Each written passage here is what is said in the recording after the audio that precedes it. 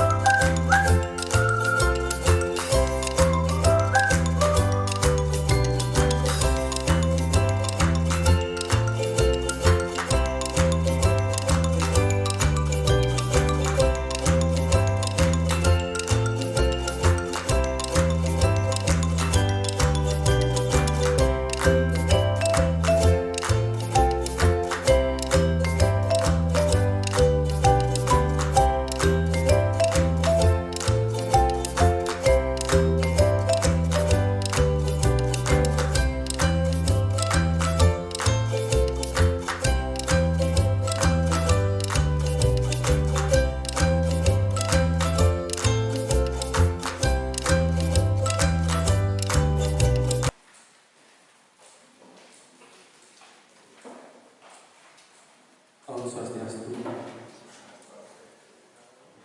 Yang terhormat Bapak Kepala Sekolah, yang saya hormati Bapak Wakase yang hadir pada hari ini, yang saya hormati Bapak Ibu peserta diseminasi yang meluangkan waktu untuk hadir pada siang hari ini. Saya ucapkan selamat datang dan terima kasih telah hadir, bersedia hadir dalam diseminasi dari Bapak Nyomadi Wiratana. Diseminasi kali ini adalah terkait dengan tentang modul 1.4, yaitu budaya positif. Nah, nanti dalam diseminasi silakan nanti Bapak Ibu langsung saja menyimak apa yang menjadi paparan dari Bapak Yudi.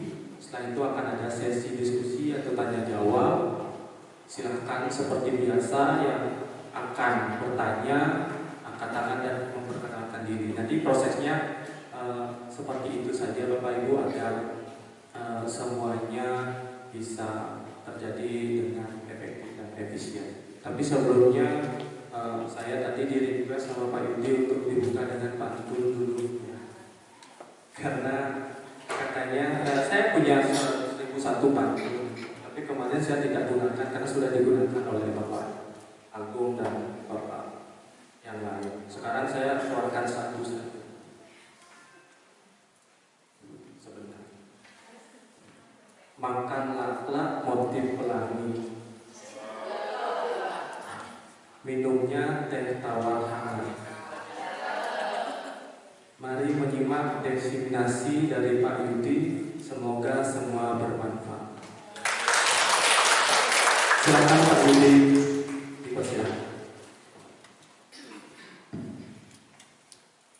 Sebelumnya terima kasih atas waktu dan kesempatan Bapak Moderator, yang terhormat Bapak Kepala Sekolah, Ustaz Staf, Wakasek SMA Negeri 1 Petang, dan Bapak Ibu maupun ada didik yang hadir pada diseminasi modul 1.4 dia, yaitu tentang budaya positif yang dia hormati. Sebelumnya izinkan dia mengucapkan salam Pangastuhara Rahayu Bahagia, Om Swastiastu, yang tentunya salam rahayu buat kita semua, salam sehat buat kita semua. Untuk mengawali Bapak Ibu, kita fokus yang hari ini adalah yang ingin mengetahui Bapak Ibu semuanya yang hadir di sini apakah tetap semangat masih mengikuti kegiatan walaupun sudah melaksanakan sosialisasi yang ketiga kalinya hari ini. Selamat siang Bapak Ibu. Oke, terima kasih luar biasa Bapak Ibu. Bapak Ibu, puji dan puji syukur yang panjatkan kepada Yesus yang dewasa, keberkat atas rahmat atau karunia beliau kita bisa berkumpul di sini. Di sini adalah diseminasi tentang budaya positif yang akan kita terapkan di sekolah kita untuk melakukan transformasi atau perubahan yang nanti bisa kita implementasikan baik di kelas maupun di lingkungan sekolah kita. Ya, Bapak Ibu, sebelumnya yang ingin ini ada ice breaking sedikit Bapak Ibu. Ya, nanti mungkin tidak semua yang akan kasih ice breakingnya, cuma beberapa Bapak Ibu.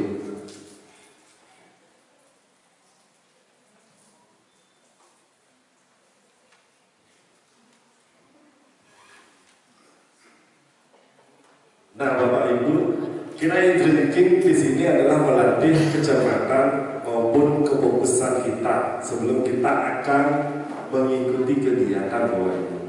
Nah, di sini ice breaking ini adalah menyebutkan warna Bapak Ibu. Ya, bukan katanya Bapak Ibu. Ya. Nah, mungkin nanti Bapak Ibu yang sebut silakan langsung dengan cermat untuk menjawabnya. Ya, ya sedikit yang akan kasih mungkin beberapa SPT-nya. Nah, contohnya Bapak Ibu, aturan mainnya adalah menyebutkan warna dari kata yang muncul di layar. Ini secara bergantian nanti mungkin dia akan sebut satu persatu. Contohnya, kalau ini warnanya apa Bapak Ibu? Nah, kalau ini? Hitamnya. Ada yang bilang merah gitu Bapak Ibu. Yang kita mainkan warnanya Bapak Ibu, ya. Nah, ini jelas. Kalau ini, kalau ini, kalau ini, maaf.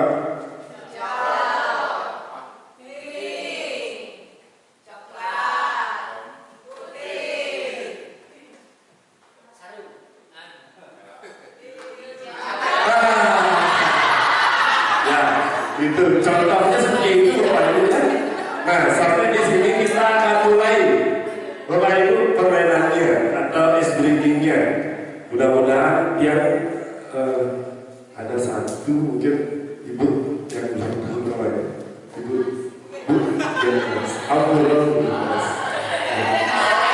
Yang lainnya sama.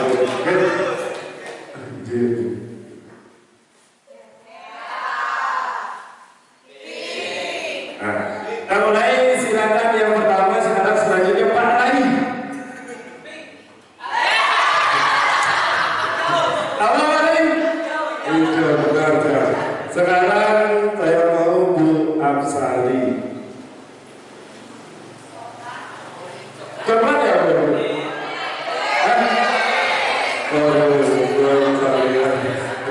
Oke, yang selanjutnya Pak Wayan Suwindia.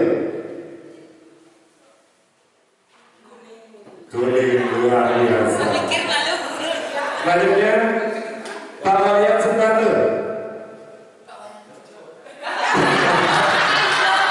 Apa namanya?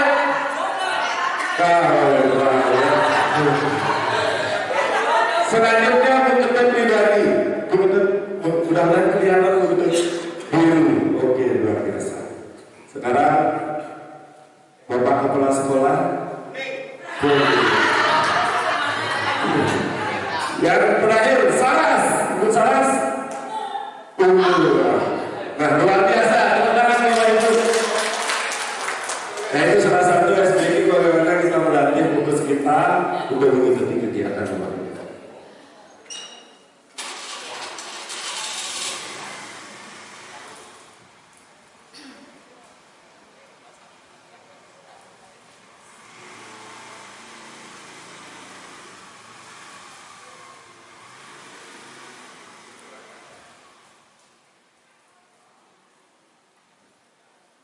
Dan Bapak Ibu semuanya mohon izin.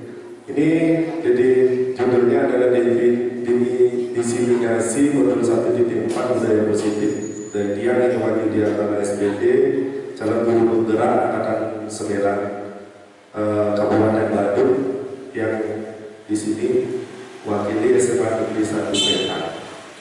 Bapak Ibu, salam dan bahagia Bapak Ibu semuanya. Dalam kesempatan ini kita akan berbagi Bapak Ibu. Kita berbagi Bapak Ibu tentang dua hal, yaitu konsep-konsep budaya positif. Yang kedua adalah pengalaman penerapan budaya positif. Nah, ini setelah dia cermati Bapak Ibu, ini sangat bagus sekali Bapak Ibu untuk kita di sekolah pada saat ini adalah pada zamannya Bapak Ibu, zamannya anak-anak kita. Nah, ini budaya positif.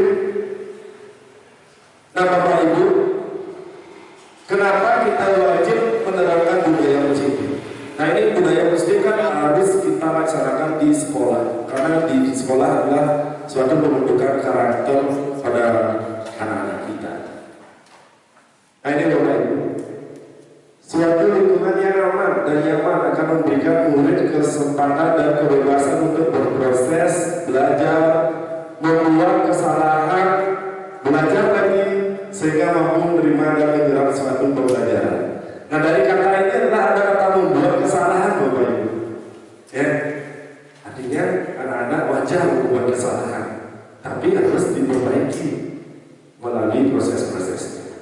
Yang kedua, perlu diingat, selama seseorang merasakan tekanan dari lingkungannya, maka proses pembelajaran akan bersifat akan sulit terjadi. Yang berikut, salah satu tanggung jawab kita sebagai pendidik atau guru Bapak Ibu adalah menghilangkan atau mencabut gangguan yang menghalangi proses pengembangan potensi murid. Artinya di Merdeka Belajar ini kita harus melihat potensi-potensi yang ada pada murid. Apapun itu yang menjadi potensi, kita tidak wajib memponis anak-anak itu. Harus membantu memfasilitasi pengembangan dari potensi yang ada dari anak-anak kita. Ini Bapak Ibu, hakikat seorang pendidik menurut KHD atau Ki Hajar Dewantara adalah Bapak pendidikan kita. Di sini disebutkan adalah kita ambil contoh perbandingannya dengan hidup tumbuh-tumbuhan seorang petani Bapak Ibu. Yang berarti murid itu diibaratkan seperti tumbuh-tumbuhan. Bagi kita adalah sebagai petaninya Bapak Ibu. Ya, dalam hakikatnya sama kewajibannya dengan seorang pendidik.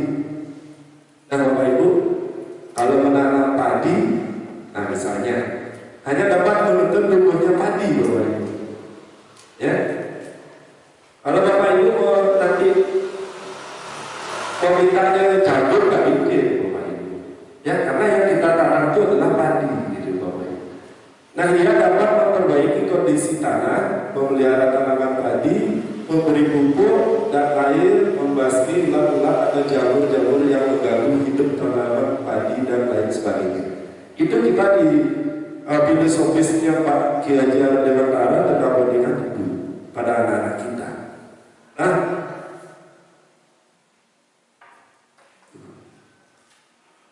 Bapak Ibu, ini konsep utama budaya positif Bapak Ibu.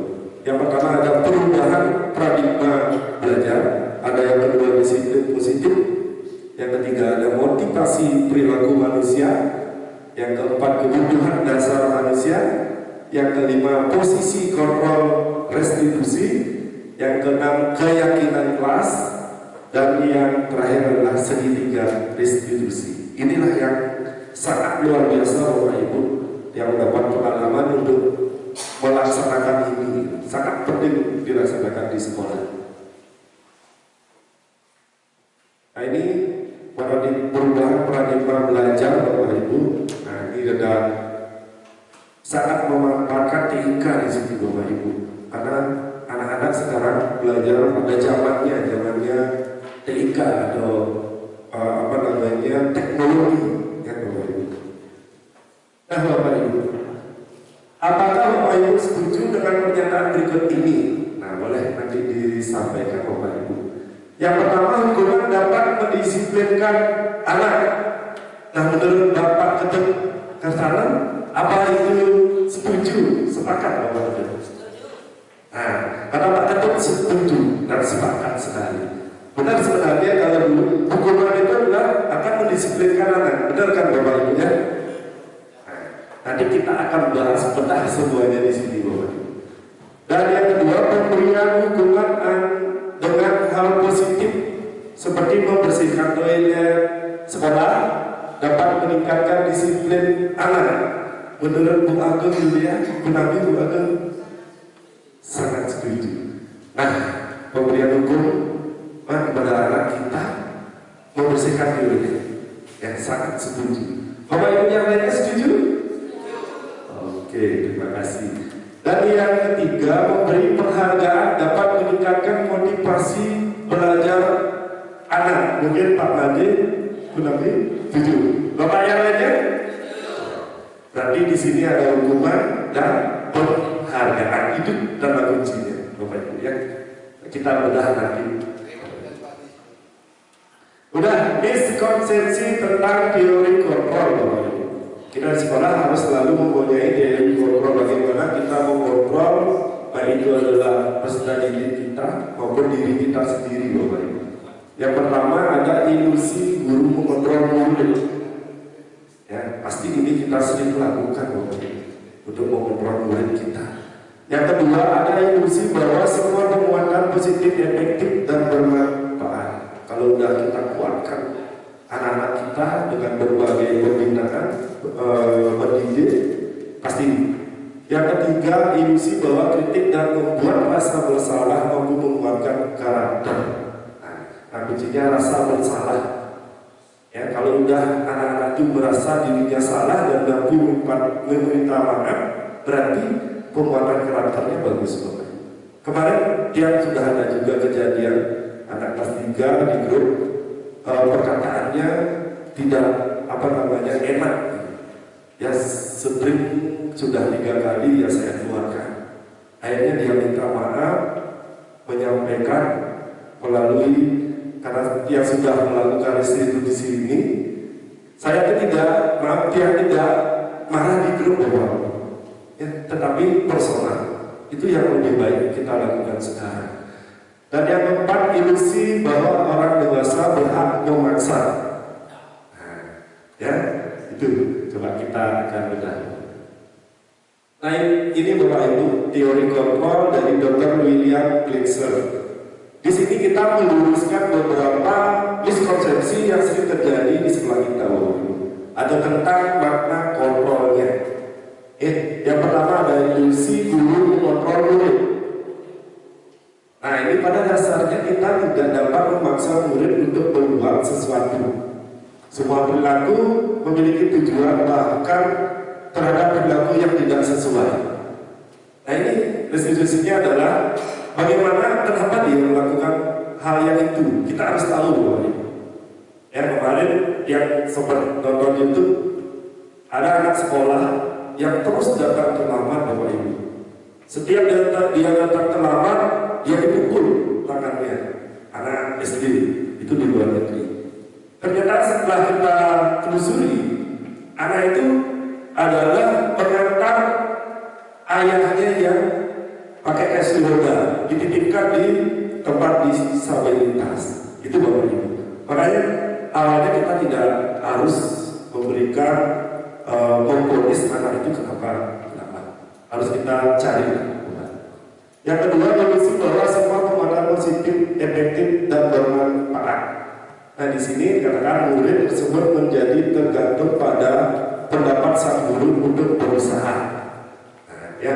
Dan yang berikut, ilusi bahwa kritik dan membuat orang merasa bersalah dapat menguatkan karakter. Dikatakan mengontrol murid menuju pada identitas gagal. Mereka belajar untuk merasa buruk tentang diri mereka serta mengembangkan dialog diri yang negatif. Dan yang terakhir, ilusi bahwa orang dewasa memiliki hak untuk memaksa. Nah ini dikatakan perilaku memaksa tidak akan efektif untuk jangka waktu panjang dan sebuah hubungan permusuhan akan terbentuk. Benar Bapak Ibu ya? Kalau tidak dari dirinya mulut datang untuk melakukan perubahan, jangkanya pendek sekali. Sekarang iya, besok iya, lagi 3 hari atau seminggu, bulan depan lagi muncul. Itu adalah keluar dari ekspresinya dari kita sebagai pendidik atau sebagai guru. Nah, inilah yang perlu kita tanamkan, bagaimana anak-anak itu muncul mau melakukan perubahan, mengetahui hal yang negatif dan mau melakukan perubahan dari dirinya sendiri. Ini yang perlu kita bedah bersama Bapak Ibu untuk caranya. Nah, Bapak Ibu yang dihormati, ini ada gambar ya yang bertanya bagaimana seseorang bisa berubah dari paradigma stimulus respon kepada pendekatan teori kontrol. Ini Stephen R. Covey katakan dalam bukunya adalah Principle Strength Leadership tahun 91 mengatakan bahwa bila kita ingin membuat kemajuan perlahan sedikit ubahlah sikap atau perilaku Anda. Namun bila kita ingin memperbaiki cara-cara utama kita, maka kita perlu mengubah kerangka acuan kita. Ubahlah bagaimana Anda melihat dunia, bagaimana Anda berpikir tentang manusia. Ubahlah paradigma Anda, skema pemahaman dan penjelasan aspek-aspek tertentu tentang realitas yang ada. Itu dikatakan oleh Stephen. Bapak Ibu, ini perubahan paradigma stimulus respon kepada pendekatan teori kontrol. Ada dua, ada stimulus responnya, ada teori kontrolnya. Pada stimulus responnya ada realitas, kebutuhan kita sama.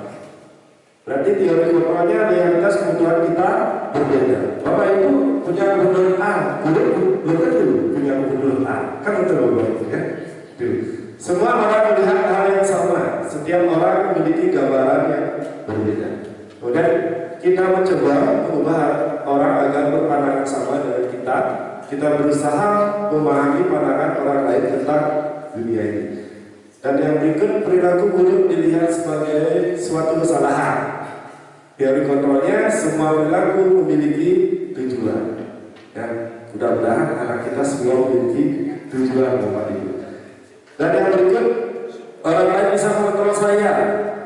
Jadi kontrolnya hanya Anda yang bisa mengontrol diri Anda. Nah ini Bapak Ibu yang sudah dicermati dalam modul ini adalah teori kontrolnya. Berarti intinya harus dari diri sendiri anak kita atau murid kita. Yang berikut, saya bisa mengontrol orang lain. Anda tidak bisa mengontrol orang lain.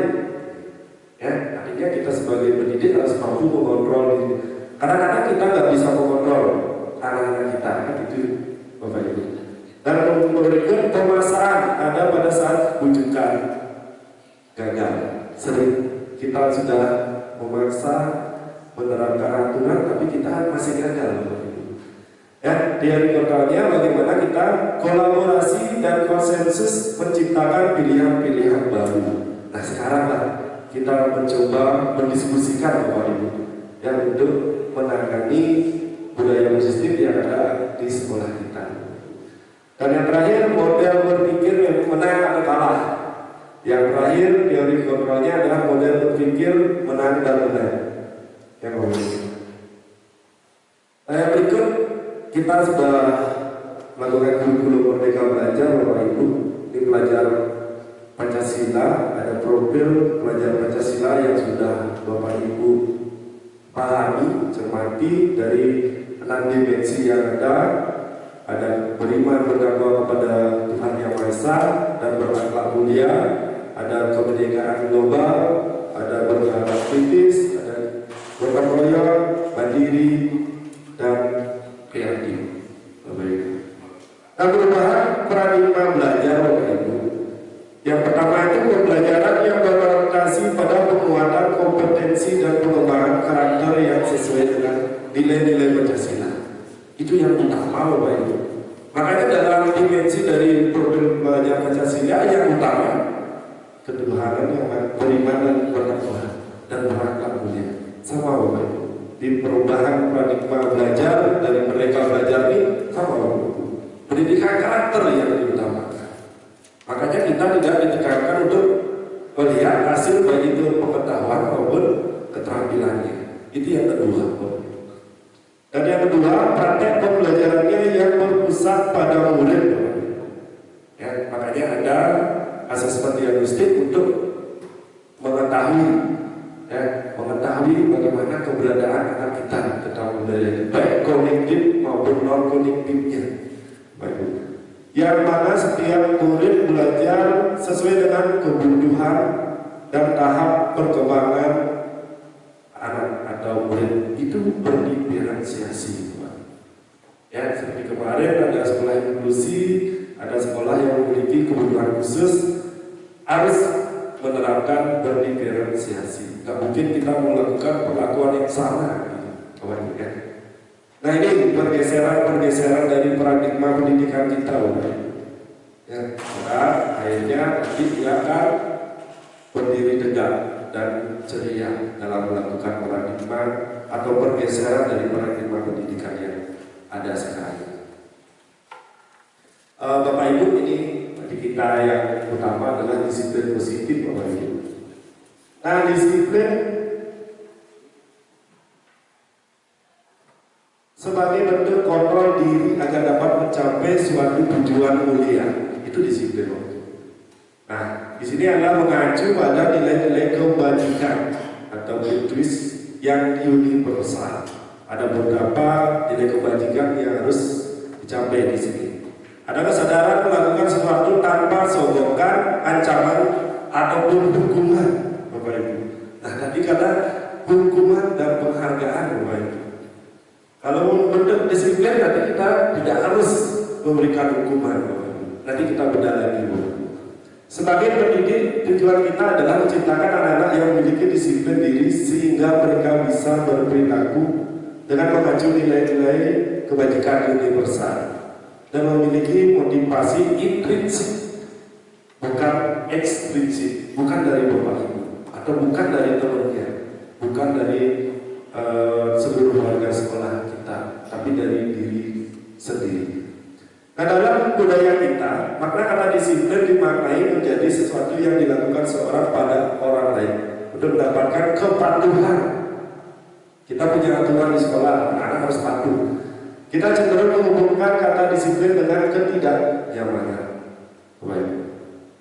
Nah, ini konsep disiplin dengan identitas gagal, atau pilot yang perlu kita hilangkan kalau kita bisa sepakati, Bapak Ibu. Yang tadi ada hukuman dan penghargaan. Hukuman itu menyakitkan, merasa tidak nyaman, murid takut, memaksa, murid menyembunyikan kesalahannya, yang murid menjadi rendah hati. Nah, kita sering, saya pun sering, Bapak Ibu, dulunya melakukan, kalau anak melakukan kesalahan, kita marahin di depan orang banyak atau di depan teman-temannya. Nah, yang kedua adalah penghargaan. Itu tidak efektif katanya Bapak Ibu sekarang. Karena anak-anak pikir kalau udah dikasih penghargaan baru mau gitu. Tidak dari niat dirinya sendiri, Bapak Ibu. Sehingga yang tadi sudah buat kesepakatan tidak lagi ada penghargaan buat anak-anak yang pintar, yang melakukan sesuatu. Tetapi kita akan memberikan apresiasi namanya. Hanya beda kata aja, Bapak Ibu. Ya. Dan yang kedua, mendesak hubungan atau sifat iri, mematikan kreativitas, menghukum dengan sistem ranking, merampas hak menghargai dirinya. Nah, ini Bapak Ibu yang perlu kita cermati bersama, Bapak Ibu. Izin sharing Bapak Ibu semuanya. Inilah yang akan menyukseskan konsep disiplin dengan identitas sukses. Muncul dari diri sendiri murid kita. Yang pertama ada konsekuensi, Bapak Ibu. Itu penguatannya jangka panjang. Nah, konsekuensi ini harus dibuat di awal, Bapak Ibu. Ya, kalau dulu kan kita buat aturan kelas kita, gitu. Katanya sekarang nggak aturan, Bapak Ibu. Konsekuensi. Ya. Perlu monitoring berkelanjutan, yang tiga stimulus respon, yang keempat murid menghormati peraturan, yang kelima, kehilangan hak dan waktu jeda seseorang di atau take out atau penahanan detention. Itu Bapak Ibu untuk konsekuensi. Dan yang kedua adalah restitusi. Nah, ini Bapak Ibu sangat bagus sekali kita lakukan. Murid bertanggung jawab atas perilakunya. Seperti tadi yang saya sampaikan, ada anak yang kita tidak, walaupun dia bersalah, tidak di depan umum lah kita untuk memberikan penguatan atau pembinaan, tapi secara personal Bapak Ibu. Sehingga kita dapat face to face untuk berbicara, sehingga kita pasti dihargai sama anak itu atau dihormati. Yang kedua, fokus pada penyelesaian masalah jangka panjang. Yang ketiga, murid menghormati dirinya dan orang lain, yaitu kita sebagai guru atau warga sekolah semuanya. Yang keempat, ada teori kontrol, yaitu dirinya memegang kontrol sendiri muridnya. Murid bersemangat dan memperbaiki kesalahan. Itu restitusi Bapak Ibu. Yang kemarin di 12 IPS sudah juga dia lakukan. Ada salah satu orang anak yang saat berdoa mendorong temannya. Dia nggak selesaikan di lapangan langsung, tetapi secara personal saya sampaikan. Yang tanya secara restitusi. Nanti ada contohnya. Nah, ini yang kita akan pelajari cermati sekarang Bapak Ibu. Ada motivasi perilaku manusia, ada kebutuhan dasar manusia, ada posisi kontrol Bapak Ibu. Nah, ini pernahkah Anda melakukan sesuatu untuk mendapatkan senyuman dari orang lain? Untuk mendapatkan hadiah atau untuk mendapatkan uang? Kalau kita untuk mendapatkan nilai hidup buruknya. Dan apalagi kira-kira alasan orang melakukan sesuatu. Mungkin ini yang menjadi pertanyaan kita, Bapak. Nah, ini motivasi perilaku manusia. Ada 3, Bapak. Motivasi perilaku manusia menurut Dian Baset. Yang pertama, untuk menghindari ketidaknyamanan atau hukuman. Yang kedua, untuk mendapatkan imbalan atau penghargaan dari orang lain. Yang ketiga, untuk menjadi orang yang mereka inginkan dan menghargai diri sendiri dengan nilai-nilai yang mereka percaya. Nah, ini level motivasi yang diharapkan Bapak Ibu. Motivasi perilaku manusia. Yang pertama, sebagai pendidik hendaknya dapat mengubah motivasi eksternal, ada menghindari hukuman dan mendapatkan imbalan. Kita seringnya Bapak Ibu, kalau mau rajin disiplin nanti nilainya bagus. Benar ya begitu ya? Ya. Dan berikutnya menjadi motivasi internal sehingga siswa bisa menghargai diri sendiri dan orang lain. Itu Bapak Ibu. Nah, ini yang kedua Bapak Ibu, 5 kebutuhan dasar manusia yang share kemarin ini Bapak Ibu. Yang nanti akan share sudah selesai dia rekap. Bapak Ibu semuanya ada di yang mana? Apakah kasih sayang, rasa diterima? Yang kedua, apa kekuasaan? Apakah Bapak Ibu ingin menguasai anak-anak? Yang ketiga, kesenangan. Apakah yang keempat, kebebasan? Atau yang kelima, Bapak Ibu bertahan hidup? Ini adalah 5 kebutuhan dasar yang tidak bisa terlepas dari diri kita sendiri Bapak Ibu. Tetapi yang terbesar yang mana? Dari kuesioner yang Bapak Ibu sudah isi kemarin, yang nanti dia akan share Bapak Ibu. Nah, ini 5 posisi kontrol Bapak Ibu. Yang pertama, penghukum, membuat orang merasa bersalah, teman, bagaimana Bapak Ibu menjadi pemantau, dan yang terakhir bagaimana Bapak Ibu jadi manajer. Nah, ini sebelumnya coba yang tanya satu mumpung paling dekat Pak Nyoman, Pak Nyoman Supriyanto. Pak Nyoman maunya jadi guru yang mana Pak Nyoman? Tak kelihatan Pak Nyoman. Yang satu itu penghukum Pak Nyoman. Yang kedua membuat orang merasa bersalah. Yang ketiga teman. Yang keempat pemantau, yang terakhir manajer. Kalau mungkin benar. Mungkin Bu Sarah apa? Benar. Mungkin Bu Eka benar. Tidak benar Bapak Ibu. Ya. Sebenarnya pendidik ini harus ada di salah satu Bapak Ibu yang mencakup. Ya, kalau yang juga Bapak Ibu, kalau kita berteman sama anak yang ninggalin bunyi Bapak Ibu, merasa dia itu enggak untuk membuat kesalahan. Kita nggak boleh Bapak Ibu. Nah, posisi kontrol yang sering dilakukan. Nah ini apa yang sering kita lakukan Bapak Ibu untuk mengontrol. Nah, ini Bapak Ibu. Ada 5 posisi kontrol guru. Penghukum, seorang penghukum bisa menggunakan hukuman fisik maupun verbal.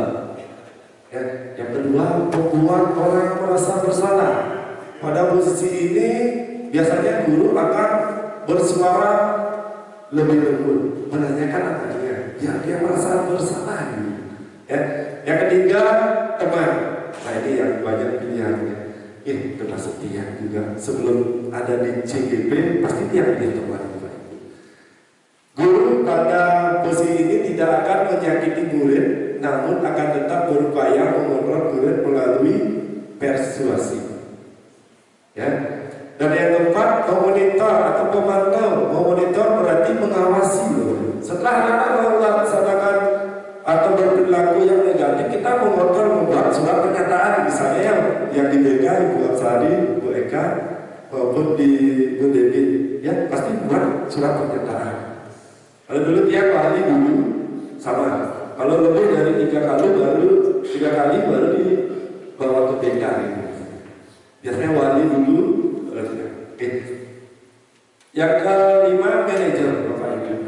Di sini kita perlu cermati Bapak Ibu yang manajer. Yang posisi terakhir, manajer adalah posisi mentor di mana guru berbuat sesuatu bersama dengan murid,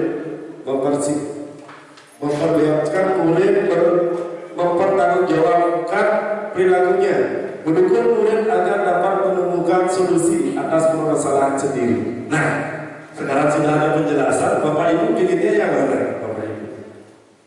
Mungkin ada 1, 2, 3, 4, 5 masih bagi teman Bapak Ibu. Ya, kalau teman kita kadang-kadang tidak mampu memberikan solusi Bapak Ibu, tidak mampu memberikan pemecahan masalahnya. Kalau kita sebagai manajer lengkap Bapak Ibu. Ya, kadang-kadang kita juga enggak. Kadang-kadang dia melanggar karena kita berteman gitu, sama mati dia melanggar. Nah ada ini itu teman. Benar ya? Karena kita manajer tidak, tetapi membantu memecahkan solusi agar dia tidak berperilaku lagi dengan motivasi yang Bapak Ibu. Nah ini Bapak Ibu keyakinan kelas yang akan saya sampaikan. Nah, mengapa keyakinan, mengapa tidak peraturan saja? Bapak Ibu ya, ayo kita bedah sekali lagi Bapak Ibu nanti. Mudah-mudahan bisa melakukan transformasi di budaya sedikit ini. Tidak lagi, ayo kita buat aturan. Ya, mengapa keyakinan, mengapa tidak peraturan saja? Keyakinan akan memotivasi secara intrinsik Bapak Ibu. Ya, sehingga orang akan lebih tergerak untuk menjalani keyakinannya daripada hanya sekedar mengikuti serangkaian peraturan. Itu keyakinan Bapak Ibu. Mungkin ini mengapa kita mematuhi peraturan menggunakan helm saat mengendarai sepeda motor di jalan. Mengapa kita mematuhi peraturan memakai masker dan mencuci tangan setiap saat. Ini Bapak ada 2 kata, coba kita lihat. Keyakinan dan peraturan. Mengapa kita memiliki peraturan memakai helm pada saat mengendarai kendaraan roda 2 atau motor? Itu kan untuk keselamatan, ya.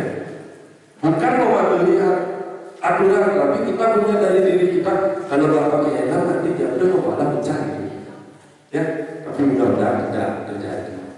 Dan yang kedua, mengapa kita memiliki peraturan menggunakan masker dan mencuci tangan setiap saat? Itu bukan untuk kita mematuhi aturan, Bapak Ibu, tetapi demi kesehatan kita. Itu bedanya, Bapak Ibu. Peraturan sama keyakinan. Ya. Nah, ini tahapan keyakinan kelas yang Bapak Ibu sering lakukan, cuma kita tidak terlalu mendokumentasikan atau tidak mendetail melakukan, padahal kita ini sudah kita lakukan sebagai seorang pendidik. Yang pertama, pendekat keyakinan sekolah atau kelas. Yang pertama, keyakinan kelas bersifat lebih abstrak daripada peraturan yang lebih rinci dan konkret. Yang kedua, keyakinan kelas berupa pernyataan-pernyataan yang universal dalamnya. Ya. Yang ketiga, pernyataan keyakinan kelas senantiasa dibuat dalam bentuk positif. Bapak Ibu, ada dua kata negatif dan positif, Bapak Ibu. Dalam membuat keyakinan kelas itu jangan memakai kata negatif, Bapak Ibu. Ya, tidak, jangan, itu kata negatif. Bisa contoh, tidak boleh terlambat ke sekolah. Itu negatif, Bapak Ibu. Lebih baik positifnya adalah tepat waktu ke sekolah. Itu. Ya. Nah, tidak ada kata tidak dan jangan. Di dalam nanti Bapak Ibu buat keyakinan kelas. Tidak usah pakai kita masih peraturan, gitu ya, aturan. Dan yang berikut, keyakinan kelas sebenarnya tidak terlalu banyak, Bapak Ibu. Jangan banyak-banyak buatnya, Bapak Ibu. Ya. Dan sehingga mudah diingat dan dipahami oleh semua warga kelas atau sekolah. Yang berikut, keyakinan kelas sebaiknya sesuatu yang dapat diterapkan di lingkungan tersebut. Dan yang berikut, semua warga kelas hendaknya ikut berkontribusi dalam membuat keyakinan kelas lewat kegiatan curah pendapat. Dan yang terakhir, bersedia meninjau kembali keyakinan kelas dari waktu ke waktu.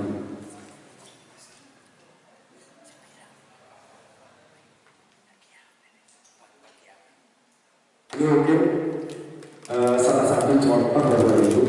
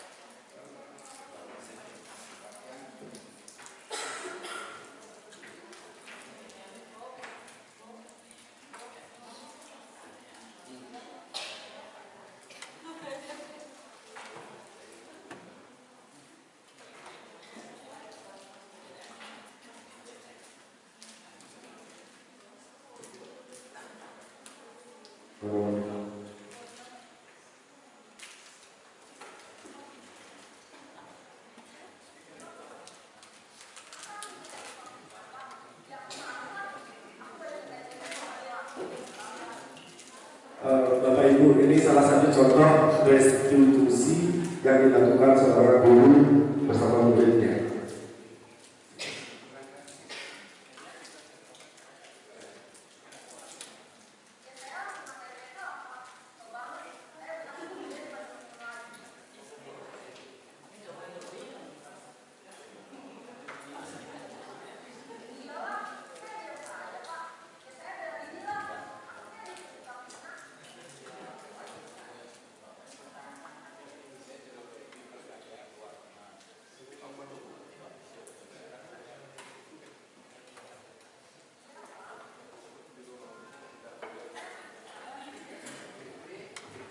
Gak ketemu maksudnya.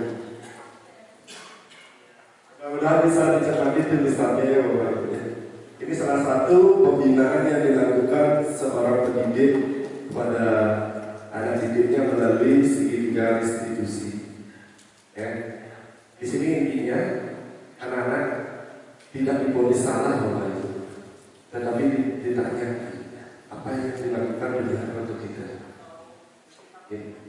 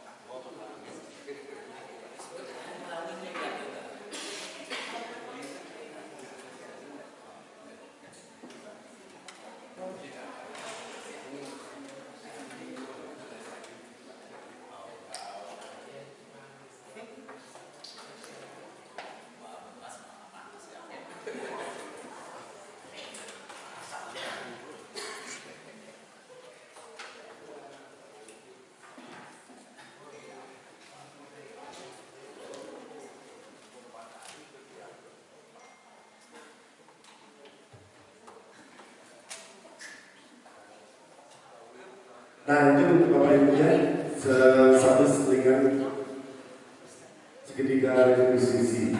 Nah ini Bapak Ibu yang sampaikan posisi manajer di masing-masing aspek yang dikembangkan pada murid dengan membagikan kebiasaan positif dan karakter.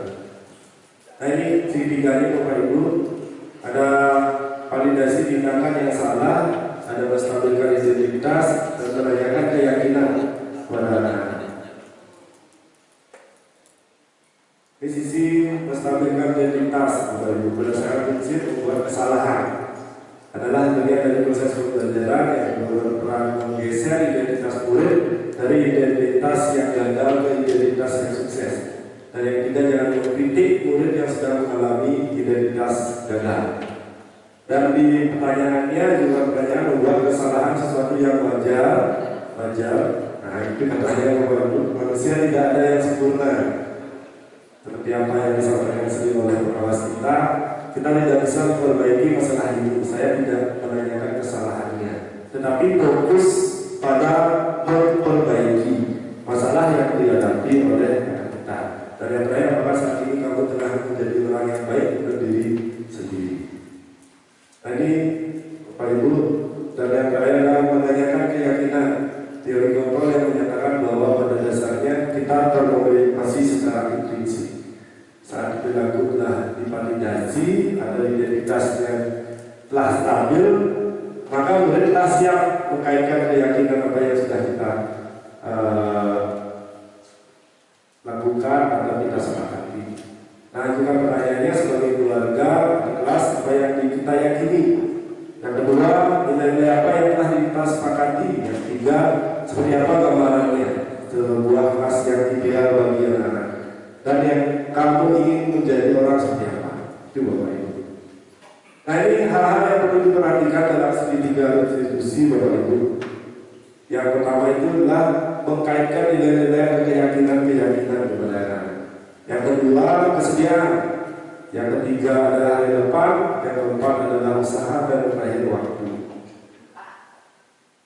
Jadi dengan penerapan segitiga institusi diharapkan guru dapat menerapkan posisi sebagai manajer, yang itu yang diharapkan, tidak bukan teman lagi, Oke, ayo kita transformasi lalu berubah.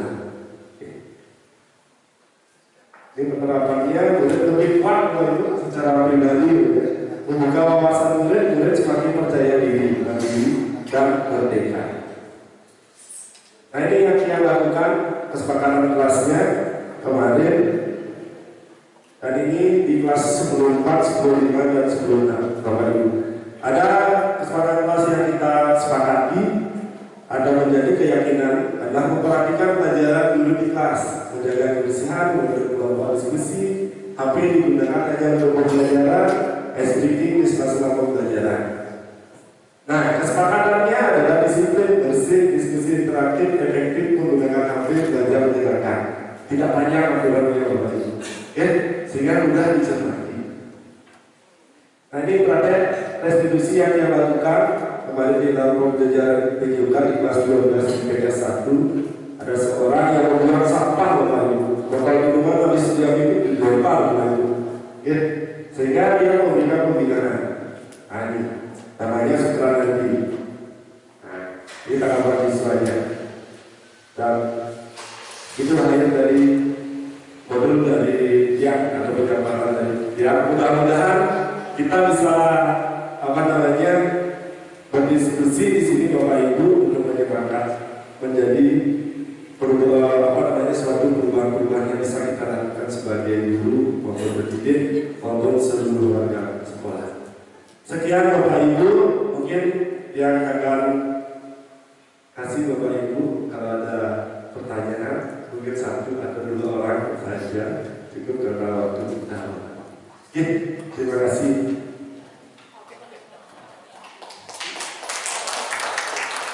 Ya baik, seperti itu tadi pemaparan dari Pak Memang Yudi terkait dengan budaya positif. Tidak terasa ya 45 menit dipaparkan. Materinya menarik sekali. Itu kurang lebih kita diajak untuk nanti menerapkan budaya positif itu untuk hasil yang positif itu saja terkait dengan transformasi dalam penerapan pendisiplinan diri, karena bukan tentunya dari diri dulu baru ke anak-anak. Baik, silakan Bapak Ibu yang ingin berdiskusi, memberikan pandangan mungkin atau bertanya, kami berikan kesempatan.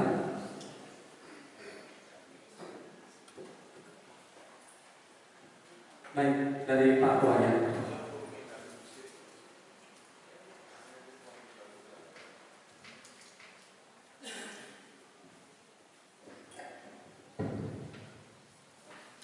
Baik, terima kasih atas kesempatan Pak Yudi.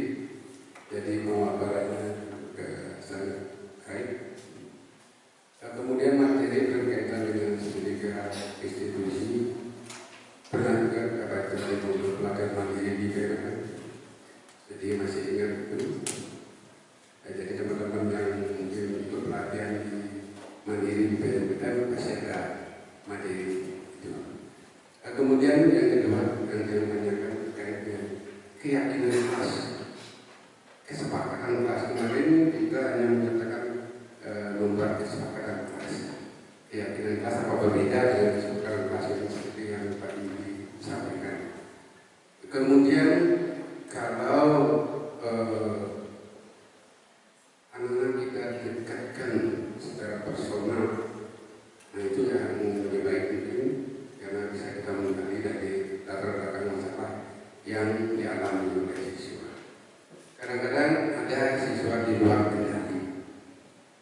Ini perlu juga ada semacam terapi yang dimana bisa mendorongkan. Saat tertentu kita tanya misalnya, kenapa kemarin dia masuk? Itu bukan bisa Bapak, bisa begitu kalimat yang meluncur. Sehingga setiap guru, setiap orang juga memiliki batas toleransi kesabaran. Jadi kalau guru yang tidak sabar mungkin hal itu menjadi bumerang karena kalimat seperti itu. Nah itu tiga hal Pak Yudi, saya juga terinspirasi. Mudah-mudahan ini dapat berlanjut, bisa kita implementasikan karena kembali merefleksi diri itu yang penting. Terima kasih. Baik, terima kasih Pak Wayan. Pertanyaannya langsung ditangkap saja Pak Yudi. Terima kasih Pak Wayan, luar biasa. Pertanyaannya ada 3. Di BMM benar sekali Bapak Ibu ada banyak yang positif, yang pun nanti upload ini di BMM. Ya, karena ini adalah salah satu sinkronisasi dari BMM sama tugas CKT juga. Itu Bapak. Dan yang kedua tentang kesepakatan keyakinan. Kita awalnya telah membuat kesepakatan dulu Bapak. Ya, setelah kita membuat kesepakatan, baru kita membuat keyakinan. Yakin nggak nanti anak-anak itu bisa mendapatkan? Itu sebuah kesepakatan dulu. Awalnya kalau kita sudah sepakat, baru kita memberikan keyakinan kepada anak-anak. Itu perbedaannya. Awalnya kita buat dulu konsekuensi yang akan dilakukan atau kalau sanksi modalnya itu nanti ada sanksinya juga, ya bukan hukuman gitu, tapi sanksi sesuai dengan misalnya tadi ada sih sebenarnya Pak ya. Misalnya anak-anak terlalu tidak masuk kelas misalnya, tidak masuk kelas, tapi kita suruh mencuci membersihkan WC, itu bukan sanksi atau konsekuensi. Kalau tidak masuk kelas berarti dia tidak ikut pembelajaran kita. Apa konsekuensi atau sanksi yang harusnya kita beri? Bukan membersihkan toilet, bukan. Itu adalah kalau dia disuruh membersihkan toilet itu hukuman. Konsekuensinya akhirnya dia terlambat lagi untuk memahami pelajaran kita. Itu salah satu contohnya. Kalau dia di PDOK, kalau dia terlambat itu konsekuensinya lari, itu wajar. Karena saya PDOK. Itu. Kalau terlambat sekolah, kita mohon maaf Bapak Kepala Sekolah, Bapak Izin, Pak Ibu BK juga. Terlambat sekolah kita taruh dia di depan lagi sejam dia sedang Bapak. Karena dia tidak akan mengikuti pada jam pertama. Makanya kita harus berpikir apa sanksi atau konsekuensi apabila dia terlambat itu. Ya, kalau kita suruh berdiri kan dia tidak mengikuti pembelajaran. Itu pokoknya. Salah satu yang perlu kita bedah bersama Bapak Ibu. Dan yang ketiga,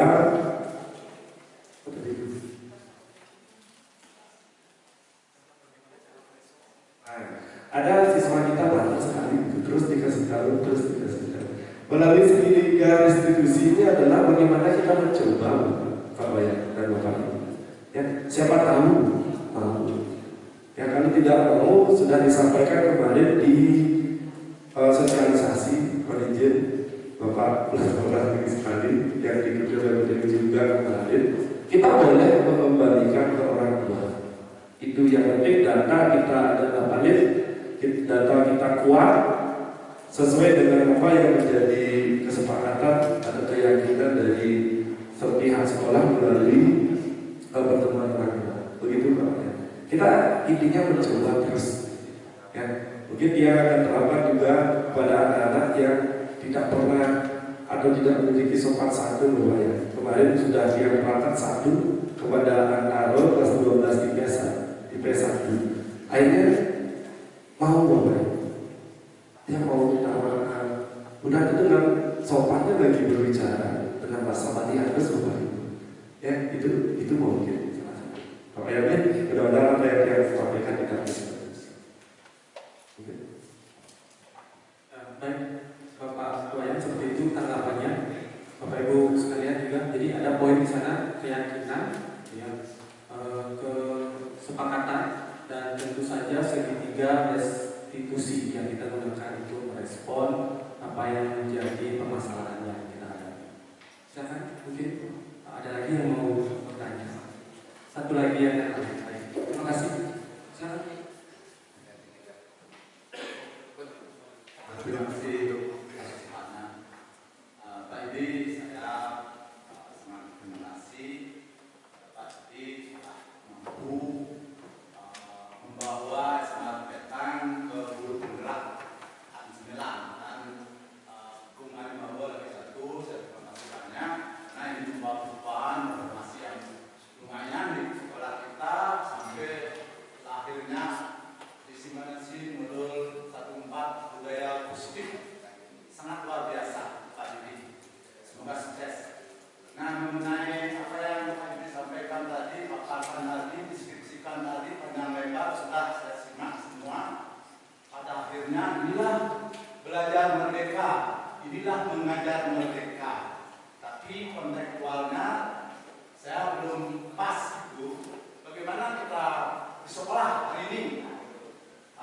Saya lihat kalau saya tinjau dari segi sosiologisnya, bagaimana anak-anak di sekolah kita, bagaimana budaya positif yang kita kembangkan di sini. Dari kemarin, mohon maaf, Pak Kepala Sekolah juga, anak-anak sudah ditungguin. Ini bikin pagar baptis, menunggu anak-anak yang kelak. Saya bagaimana ya, bukannya ada positif, saya positif. Mudah-mudahan dengan cara ini anak-anak mau tidak terlemak. Saya ada yang terlemak di sekolah. Saya biasa jam 9 pasti gitu. Jam 1, 2, jam pertama saya pasti kelak. Apa yang nggak tahu ibu, tapi tidak mendidik saya sudah tahu. Saya sabari penuh sepenuh hati. Nah sekarang kan Bapak sudah sekali penelitiannya bagaimana kita nanti ke depan tidak memberikan hukuman lagi, tidak memberi penghargaan lagi. Nah sekarang di mananya posisi kita Bapak ini nanti bisa gambarkan kepada teman-teman selanjutnya. Nah itu mengenai nanti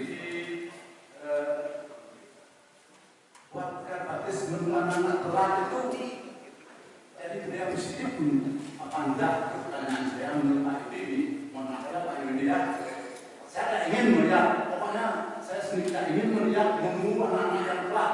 Kalau merdeka mengajar, ataupun tidak merdeka mengajar, saya tidak senang itu anak. Tidak senang saya sendiri. Kita harus berikan kesempatan anak itu untuk apa? Menyadarkan dirinya. Saya ada jelas Nah sekarang kita saya ingin tadi mengembangkan budaya positif yang mana kalau nanti disampaikan budaya positif yang kita kembangkan sekolah petang ini, karena semua melihat karakteristik sekolah, karakteristik pendidik, karakteristik bidang studi dilihat mengajarkan, bukan sekarang dari ketika belajar dari dulu begitu, kita tetap memperhatikan karakteristik bidang studinya, karakteristik anak-anak kita, semua itu memberikan yang tujuannya adalah anak itu nanti berubah menjadi lebih baik. Yang saya ingin Pak Yudi nanti sampaikan prinsip yang benar dan kita perlu kembangkan. Apakah membuat yang kita harus bergerak di halaman depan sekolah, itu yang saya ingatkan Pak. Terima kasih pertanyaannya Pak, sampaikan silakan Pak Yudi. Terima kasih Pak Wayan, luar biasa juga banyak sekali mengembangkan. Oke, kita akan sebut Pak Wayan yang berdiri dari Oke, udah lagi yang terakhir Bapak Ibu, seperti yang sudah hidup kemarin pada saat pendampingan individu 2. Mudah-mudahan ini nanti adalah intinya kita berkolaborasi Bapak Ibu. Yang hanya membuat salah satu visi dan misi syukur sekali Bapak Ibu sudah sesuai dengan apa yang menjadi visi kita di SMA Negeri 1. Nah, budaya positif yang ingin Tiang sudah menyampaikan sama Pak Kepala Sekolah adalah 3 Bapak Ibu. 3 yaitu bagaimana kita menjalankan budaya positif melalui konsep Tritetharana Bapak Ibu. Kalau yang pertama menjaga keharmonisan dengan Tuhan, kita luar biasa di sini Bapak Ibu. Yang nakil ke sini setiap doa yang kita. Dan yang kedua adalah bagaimana menjaga keharmonisan dengan sesama, baik adalah bersama guru, pendidik, maupun murid. Nah, melalui intinya kegiatan kita adalah tidak cuek itu Bapak Ibu.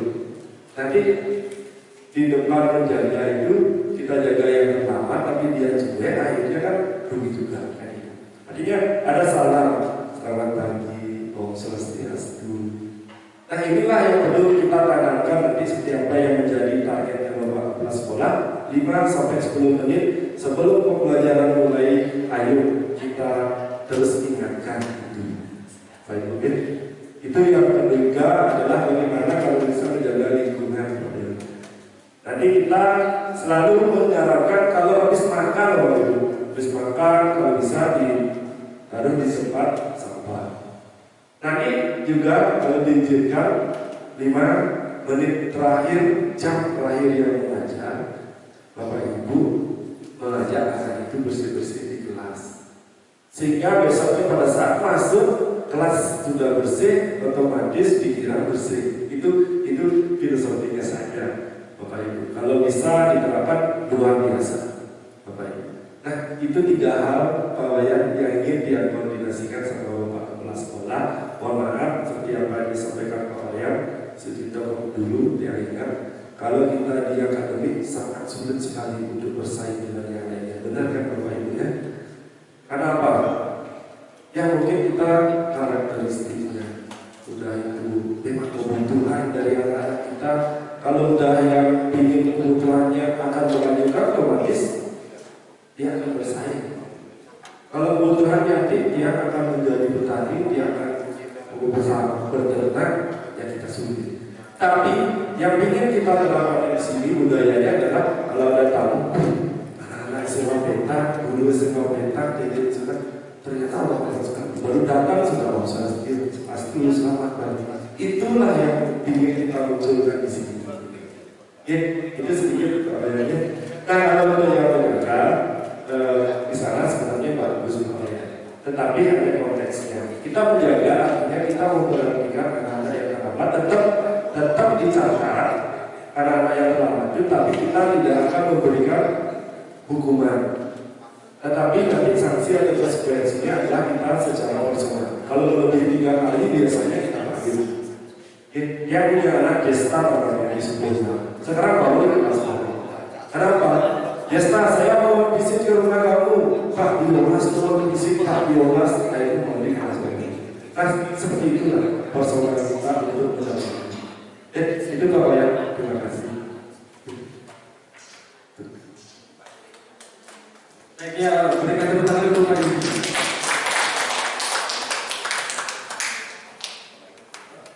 Untuk destinasi hari ini saya kira sudah cukup ya, karena waktu yang diberikan oleh Pak Yudi juga sudah sesuai. Intinya adalah dalam penerapan budaya positif kita juga harus menentukan seperti apa karakter sosial budaya yang ada di sekitar sana, sehingga kita bisa juga beradaptasi dengan hal tersebut gitu ya. Nah, terima kasih Bapak Ibu sudah memberikan support yang sangat baik dalam diskusi kali ini. Silakan disimpulkan sendiri apa yang harus dilakukan dan apa yang akan kita lakukan bersama-sama gitu ya. Sebelum saya tutup, saya berikan pantun lagi gitu ya. Karena kebetulan ada pantun lagi satu. Ke pasar Petang beli buah-buahan, ketemu Pak Arif beli arang. Mari kita sama-sama buat perubahan bersama Pak Yudi, guru penggerak. Silakan. Terima kasih Bapak Ibu. Sekali lagi Bapak Ibu, terima kasih atas waktunya. Yang menutup tadi, yang ikut juga satu lagi. Jalan-jalan ke luar lain. Ya, ketemu kita sih. Bapak Ibu, semangat untuk membuat perubahan. Sekian dan terima kasih. Terima kasih Bapak Ibu semuanya.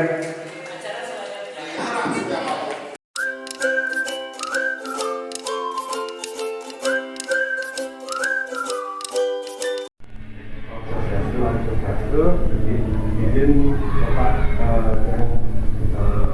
menyampaikan hari ini adalah testimoni Bapak, yaitu siapa yang sudah dinyatakan di tempatnya juga kemarin yang sudah melaksanakan diskriminasi budaya positif.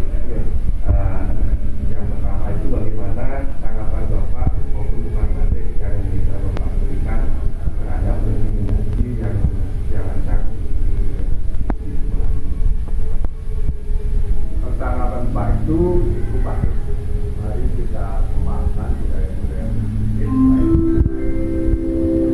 baik siswa dalam pembelajaran, tapi ini harus menggabungkan secara keseluruhan baik dari tenaga pendidikan termasuk juga ada siswa. Mari kita bikinkan sejenis sekolah tertentu supaya budaya positif ini bisa dilaksanakan secara keseluruhan.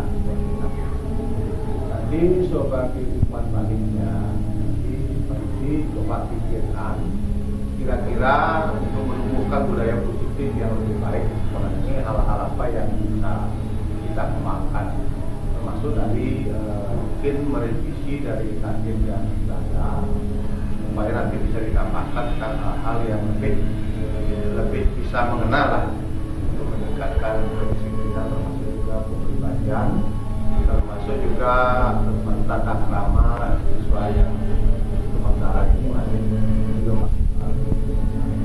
Terima kasih.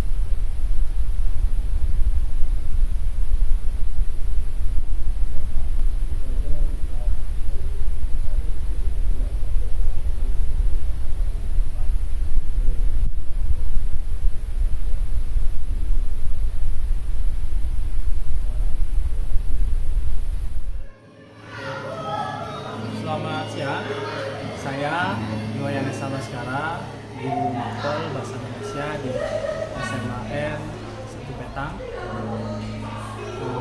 terkait dengan diseminasi yang dilakukan oleh Pak Nyoman Widiartano. Itu sangat baik. Apa yang telah didiseminasikan sangat positif ya, terkait dengan budaya positif.